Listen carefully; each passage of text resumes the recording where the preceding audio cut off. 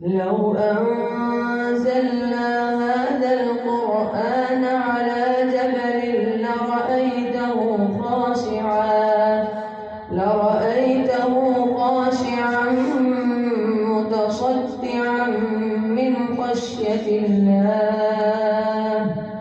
وتلك الأمثال نضربها للناس لعلهم يتفكرون. هو الله الذي